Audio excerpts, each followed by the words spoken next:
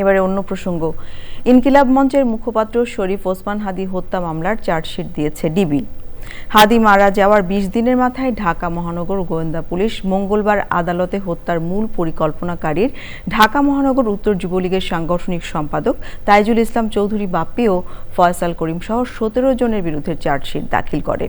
ওসমান হাদীকে রাজনৈতিক প্রতিহিংসার কারণে হত্যা করা হয়েছে বলে সংবাদ সম্মেলনে জানিয়েছেন ঢাকা মহানগর গোয়েন্দা পুলিশের অতিরিক্ত কমিশনার মোহাম্মদ শফিকুল ইসলাম। বিস্তারিত মইনুল হাসানের রিপোর্টে। ইনকিলাব মঞ্চের মুখপাত্র শরীফ ওসমান হাদীর হত্যাকাণ্ডের তদন্তে উঠে এসেছে, হাদীর রাজনৈতিক আদর্শ ও অবস্থানগত দ্বন্দ্ব থেকেই পরিকল্পিতভাবে এই হত্যাকাণ্ড হয়। মঙ্গলবার হাদীকে গুলিবর্ষণকারী হিসেবে চিহ্নিত ফয়সাল সহ ১৭ জনকে অভিযুক্ত করে আদালতে চার্জশিট দেওয়া হয়েছে।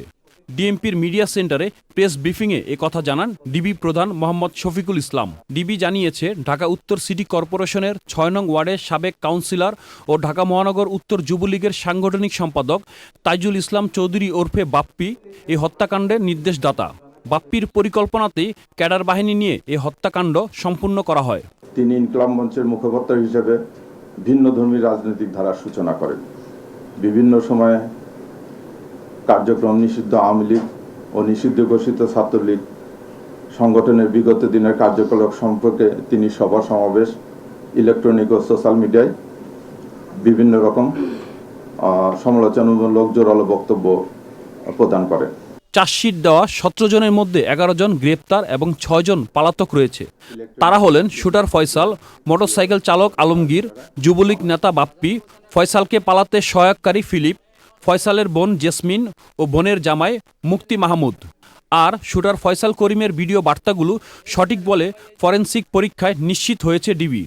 ১০৯ এবং ৩৪ ধারায় অপরাধ প্রাথমিকভাবে প্রমাণিত হয়ে উল্লেখিত আসামিদের বিরুদ্ধে বর্ণিত ধারায় অভিযোগপত্র আজকে দাখিল করা হয়েছে। ত্রয়োদশ জাতীয় সংসদ নির্বাচনের তফসিল ঘোষণার পরদিন ১২ ডিসেম্বর ঢাকায় পুরানো পল্টনে বক্স কালভার্ট রোডে রিকশায় থাকায় ওসমান হাদীকে গুলি করা হয়।